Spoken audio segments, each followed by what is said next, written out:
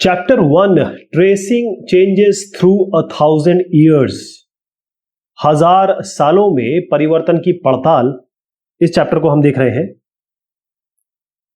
यहां पर आप देखिए कि हमने डिस्कस किया था इन हैंडराइटिंग्स के बारे में और मैंने बताया था आपको कि दो तरीके की हैंडराइटिंग डिस्कस हो रही है इसमें। ये जो है इसको हम नैस्थैलिक कह रहे हैं, इसको हम शिकस्त कह रहे हैं। जो नैस्थैलिक है ये थोड़ी सी समझने में डिफिकल्ट है, और अगर आप यहां देखेंगे इसको शिकस्त, तो ये कर्सिव है। कर्सिव मतलब होता है कि घसीटा मार। अगर आप घसीटा मार हैंडराइटिंग लिखेंगे उस तरीके की हैंडराइटिंग है और थोड़ा सा पढ़ने में आसान है। फिर हम आए थे यहां पर new social and political groups. तो हम 700 साल से लेकर 1750 ईस्वी यानी कॉमन एरा के बारे में बात कर रहे हैं, और यहां पर बहुत सारी टेक्नोलॉजीज चेंज हुई। यानी जैसे आप देखें कि नई नई चीजें आई। पर्शियन व्हील, इसे पर्शियन व्हील कहते हैं। पर्शियन व्हील का मतलब होता है कि अगर हम हमारे हिंदुस्तान में देखें तो यहां पर एक बैल को बांधा जाता है, वो घूमता है, तो ये एक कुएं से पानी निकालता है। कुएं से पानी निकलता है तो यहां पर आता है, यहां से इसको सिंचाई के लिए, इरिगेशन के लिए भेजा जाता है। ये हो गया एक स्पिनिंग व्हील। स्पिनिंग व्हील मतलब ये काटने, धागा काटने की एक डिवाइस, मशीन इजाद हुई। आप इसे रिलेट कर सकते हैं महात्मा गांधी जी से भी, जिसको प्रमोशन उन्हीं के कारण मिला। और ये फायर आर्म्स, फायर आर्म्स का मतलब होता है जिसमें बारूद हो, कॉम्बैट के लिए, लड़ाई के लिए फायर आर्म्स का, बारूद का इस्तेमाल शुरू हुआ। और नई नई खाने की चीजें आई क्योंकि लोग इधर से उधर जा रहे थे। तो यहां पर आप देखिए भुट्टा हो गया, कॉर्न, आलू, पोटैटो, यहां मिर्चियां, चिली, चाय और कॉफी, इन सब का भी उपयोग इस जमाने में शुरू हुआ। अब लोग जब यहां से वहां जाते हैं, people when they go from one place to another, तो वो अपना कल्चर, अपने आइडियाज, अपने विचार लेके जाते हैं। तो यहीं पर बहुत सारे इकोनॉमिक, पॉलिटिकल, सोशल, कल्चरल यानी कि आर्थिक तौर पे, सामाजिक तौर पे, राजनीतिक तौर पे और सांस्कृतिक तौर पे बहुत सारे परिवर्तन हुए, क्योंकि लोग मोबाइल थे।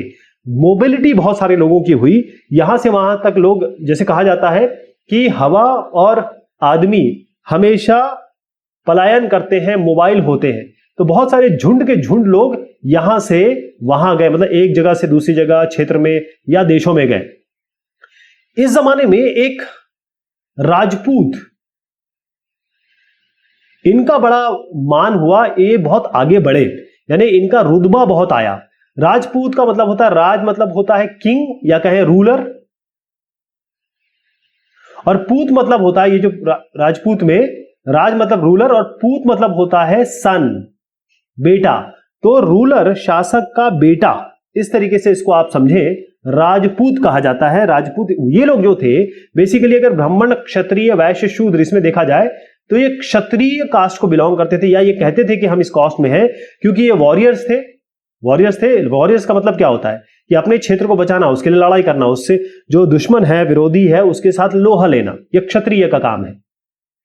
तो यहां पर केवल राजा ही नहीं थे, रूलर्स ही नहीं थे, बल्कि जो सामंत थे, चीफटेंस जिसे हम कहते हैं, इसके अलावा कमांडर्स, इसके अलावा जो लोग इस आर्मी में काम करते थे, यानी कि सैनिक, आप कहें सोल्जर, ये सभी इस कैटेगरी में आने लगे, या ये कहने लगे कि हम क्षत्रिय हैं। तो इनका रुतबा बहुत बड़ा हुआ, और इसका हमें पता इसलिए चलता है कि उस जमाने के जो पोएट्स थे, कवि थे, उन्होंने इसके बारे में बहुत सारी चीजें लिखी। इनके रुतबे, इनका पावर, इनके लड़ाई का जज्बा और इनका क्षेत्र को बचाने की जो इनकी प्रतिभा है। इसके अलावा बहुत सारे और लोग भी, उनका लेवल आगे बढ़ा, जैसे मराठास हो गए, सिख हो गए, जाट्स हो गए। इनकी तो हमारे, अब देखिए अगर इंडियन आर्मी की बात करें तो इनकी रेजिमेंट है, Maratha regiment, Sikh regiment, Jat regiment. इसके अलावा अहोम लोग आगे बढ़े। कायस्थ, ये जो लोग थे कायस्थ, अभी आप जानते हैं कायस्थ, श्रीवास्तव वगैरह कायस्थ होते हैं। ये लोग जो थे ये स्क्राइब्स हुए, लिपिक मतलब होता है जो नकल नवेशी होते हैं, यानी कोई चीज को कॉपी करते हैं, लिखते हैं, लिखित पढ़त का काम करते हैं। इसके अलावा सेक्रेटरीज, मुंशी, सुपरवाइजर या खाते का लेखा जोखा रखने वाले, ये लोग का भी बहुत मान हुआ इस जमाने में। फिर एक और चीज हुई इस जमाने में, ऐसा हुआ कि जैसे मान लीजिए ये फॉरेस्ट एरिया है, तो ये जंगलात का एरिया इतना क्लियर कर दिया, इसको डाला गया, इसको यूज किया गया एग्रीकल्चर के लिए। तो एग्रीकल्चर के लिए अगर ये जगह यूज हुई तो यहां जो लोग रहते थे वो कहां जाएंगे? वो तो बेचारे अपने हैबिटेट से चले गए ना। हैबिटेट का मतलब होता है कि जैसे आपको अपने बिस्तर पे नींद आती होगी, आपको अपने घर पे अच्छा लगता होगा, तो वो आपका हैबिटेट है। तो एक जगह ऐसी जहां पर लोग रहते हैं, वहां का खाना पसंद है उनको, यहाँ की सोशल लाइफ, इकोनॉमिक लाइफ, सब चीजें उन रेसिडेंट्स के लिए होती है, वो उसी परिवेश में बहुत अच्छा लगता है उनको, या रहते हैं, उसको हैबिटेट कहते हैं। तो इनका हैबिटेट, या इसे कहें कि भाई एक पर्यावास हुआ इनका। तो यहां पर जब ये जंगल से चले गए तो फिर क्या करते, ये इस जगह पे आए, उस जगह पे आए जहां पर लोग रहते हैं। अब जहां लोग रहते हैं वहां पर फिर ये कई लोगों के टच में आए, ये लोग बेचारे किसान बन गए, क्योंकि और कोई काम तो आता नहीं था। तो ये बन गए फार्मर्स, जमीन तो इनके पास थी नहीं, तो ये फिर फार्मर्स थे। अब ये दूसरे लोगों की जमीन पे काम करते थे। तो ये जो फार्मर्स हुए, और जो बड़े फार्मर्स, बिग फार्मर्स कर देता हूं, इनके बीच में पैसों का, इनके बीच में जो लेवल है उसमें बहुत डिफरेंस आ गया, यानी सामाजिक लेवल पे बड़ा डिफरेंस आ गया। कुछ गरीब फार्मर थे जिनके पास बेचारे कुछ भी नहीं, कुछ बड़े बड़े फार्मर्स थे जिनके इसमें ये काम किया करते थे। इसके अलावा शहर में बहुत सारे लोग थे। शहर में आप देखिए कि क्योंकि एक पार्ट बन गया ना, एक सोसाइटी बन गई, और उसमें बहुत सारे लोग थे। उसमें बड़ा आदमी भी था, छोटा भी आदमी भी था, या ये कहे कि अलग अलग काम करने वाले लोगों के संबंध में ये लोग आए। जैसे पुरोहित हो गए, जिसे हम प्रीस्ट कहते हैं, बड़े बड़े सामंत लोग हो गए, चीफटेंस हो गए, मार्केट, मोनेस्ट्रीज, टेम्पल्स, इनके सब ये लिंक में आए, या इनके साथ इनका संबंध स्थापित हुआ। फिर उसके बाद क्या हुआ कि ये जो डिफरेंस था जो बड़े फार्मर और छोटे फार्मर में, ये बहुत आगे बढ़ा, और वो हम आज भी देखते हैं। एक कोई एरिया हो गया तो इसमें क्या होता था कि भाई इस एरिया में जो लोग रह रहे हैं वो एक जाति को बिलोंग करते थे, ये जाति एक ही समाज के लोग कहते थे। अब इसमें रहने के लिए कुछ रूल्स और रेगुलेशन बनाए गए कि भाई देखिए, आप किसी की चोरी नहीं करेंगे, किसी को कुछ कहेंगे नहीं, हम अपने ही समाज में शादी नहीं करेंगे, मतलब अपने ही लड़की से शादी नहीं करेंगे, या प्रेम संबंधी होंगे, ऐसे बहुत सारे रूल रेगुलेशन बनाए इन्होंने। तो ये जो जाति थी, इनके रूल रेगुलेशन को फॉलो करवाते थे ये बड़े बुजुर्ग लोग, बड़े लोग। जैसे आजकल हम सरपंच की बात करते हैं, इसी तरीके से खाप पंचायत आपने सुना होगा। तो ये जो जाति है, इनके जो रूल्स और रेगुलेशन है उनको फॉलो करवाने वाले, उनको इन्फोर्स करवाने ये लोग थे। और ये लोग कौन थे? इसी सभा को कहा जाता है जाति पंचायत।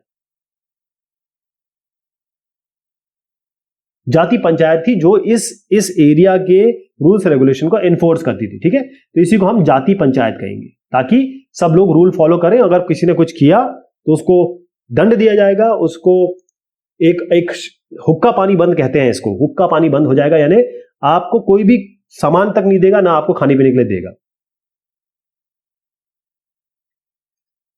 इस जमाने में हम आगे और चैप्टर्स में बात करेंगे, जो चोल्स हैं, तुगलक्स, मुगल्स, इन सब के बारे में बहुत सारी बात होगी आगे, क्योंकि इनका बहुत बड़ा रीजन इन्होंने साम्राज्य बनाया। एक एग्जांपल देता हूं मैं, एक संस्कृत की प्रशस्ति मिली है, उस प्रशस्ति में क्लियर बताया गया है कि एक दिल्ली के सुल्तान हुए, उनका नाम है, ये नाम बिल्कुल याद रख लीजिए क्योंकि ये सवाल पूछा गया है, गियासुद्दीन बलबन। थोड़ा याद रख सकते हैं तो 1267 से लेकर 1287। तो इस जमाने में गियासुद्दीन बलबन साहब जो है वो बंगाल, यहां पर बंगाल के, ये गौड़ कहते हैं इसको, इलाके को, गौड़ से लेकर इनका एम्पायर कहां तक था, ये है आपका अफगानिस्तान। सो गौड़ से मतलब बंगाल से लेकर अफगानिस्तान, जिसे हम गजनी कहते हैं, गज्जन, ये अफगानिस्तान का इलाका है, यहां से लेकर उसके बाद यहां तक, द्रविड़ मतलब साउथ इंडिया, इतना बड़ा इलाका इनके पास था, गियासुद्दीन बलबन। तो ये सारी चीजें हमें प्रशस्ति से पता चलती है, लेकिन हम इन सब के बारे में, जिन्होंने बड़े बड़े एम्पायर बनाए, चोलास, तुगलक्स, मुगल्स, इनके बारे में भी बात करेंगे। अब इसमें एक चीज और हुई कि भाई 700, जब मैं बात कर रहा हूं कॉमन एरा या जो ईस्वी की बात कर रहा हूं, यहां तक हुआ ये कि सबने अपना अपना इलाका, मतलब सबके इलाके क्लियर हो गए थे कि इसके पास कितना इलाका है, यहाँ पर क्या भाषा बोला जाती है, यहाँ पर क्या संस्कृति है, ये सब ऑलमोस्ट सेटल डाउन हो गया था, यानी कि क्लियर हो गया था इस जमाने तक। मतलब जो कैरेक्टरिस्टिक थी भाषा के तौर पे, संस्कृति के तौर पे, वो बिल्कुल क्लियर हो गई थी कि इस जगह ये होता है। लेकिन जो मैंने आपको अभी नाम लिए, चोला, खिलजीज, तुगलक्स, मुगल्स, इन्होंने बनाया पैन रीजनल, यानी कि बहुत बड़े एम्पायर बनाए, मतलब पूरे हिंदुस्तान का एक बहुत बड़ा एरिया इन्होंने कैप्चर किया। लेकिन ये स्टेबल नहीं थे, ये लोग स्टेबल नहीं थे। स्टेबल मतलब ये था कि स्थायित्व नहीं था। बना तो लिया इन्होंने बड़ा एरिया, लेकिन उसको बना के नहीं रख पाए। अब जब बना के नहीं रख पाए तो फिर ये इलाके टूटे, यहाँ पर अलग रूलर आ गया, यहाँ अलग रूलर आ गया, ये अलग रूलर आ गया, यहाँ अलग जाति आ गई। तो इस तरीके से अलग अलग भाग में वो डिवाइड हुआ, यानी कि रीजनल स्टेट्स, जैसे आज हमारे देश में 28 स्टेट्स है, उसी तरीके से उनका जो एम्पायर होगा, उनका जो पूरा प्रभुत्व होगा, उसके छोटे छोटे भाग हुए, वो रीजनल स्टेट्स के नाम पे आए। अब एक चीज बहुत इंपॉर्टेंट है, रिलीजन धर्म। तो धर्म भी बहुत सारे यहां पर आए, बहुत सारे रिलीजियस ट्रेडिशन लोगों के चेंज हुए, धार्मिक सोच, धार्मिक मान्यताएं बिल्कुल चेंज हुई। कैसे? देखिए, हिंदू धर्म में अगर मैं बात करूं तो यहां पर क्या हुआ कि एक तो भगवान, डाइटीज, अच्छा डाइटीज जो है वो गॉड और गॉडेसेस दोनों के लिए यूज होता है, उन सबको मिला लीजिए तो डाइटीज कहते हैं। इन डाइटीज की, भगवान या भगवान और माताओं की पूजा अर्चना, इसके तरीके बदले, इसके अलावा बड़े बड़े टेम्पल्स बने, बहुत बड़े बड़े टेम्पल्स बने, बिल्कुल अमेजिंग खूबसूरत से टेम्पल्स बने इस जमाने में। क्योंकि ब्राह्मण्स,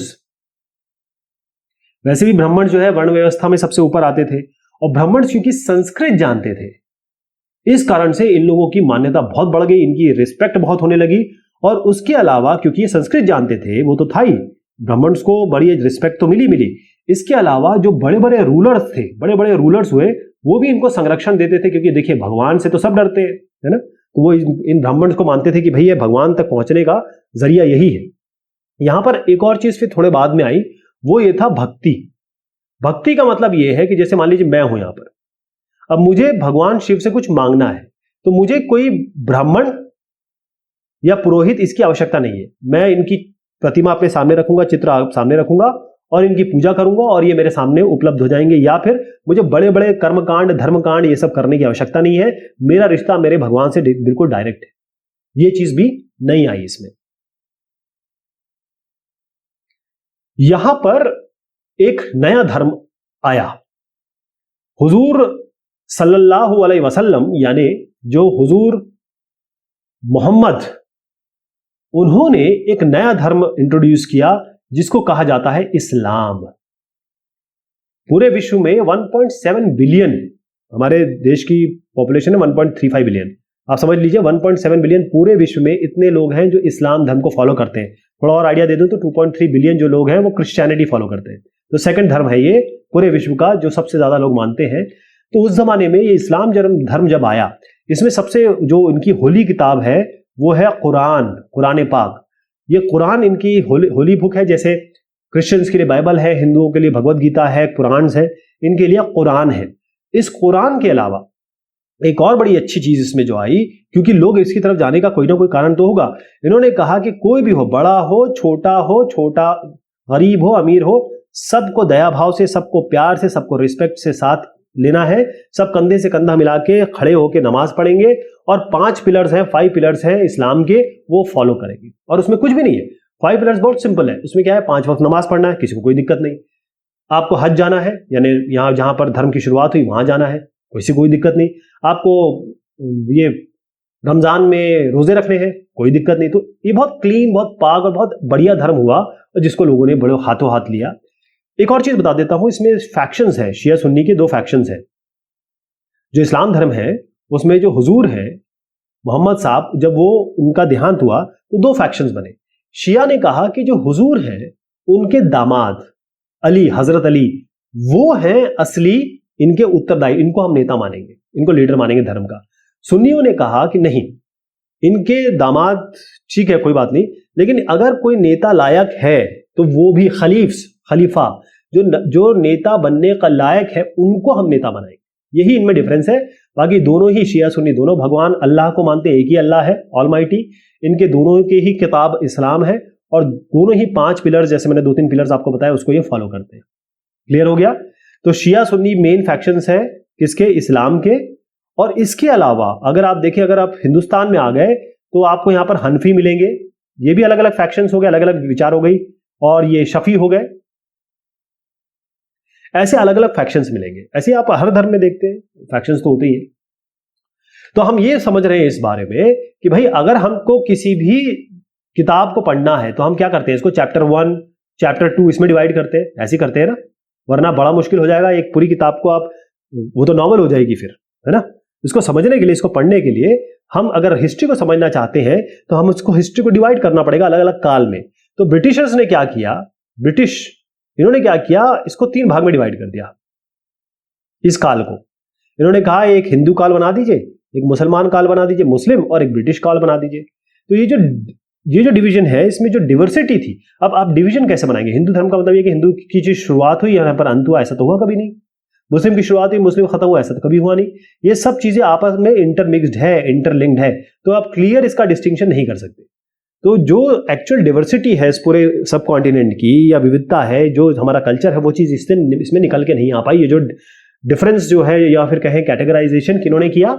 हमारे ब्रिटिशर्स ने किया। तो बहुत सारे लोग इसको मानते हैं, लेकिन बहुत सारे, मतलब उनसे बहुत ज्यादा सारे इसको नहीं मानते। वो कहते हैं ना, ये जो फैक्शंस इन्होंने किया, ये बिल्कुल ठीक नहीं हुआ, है ना।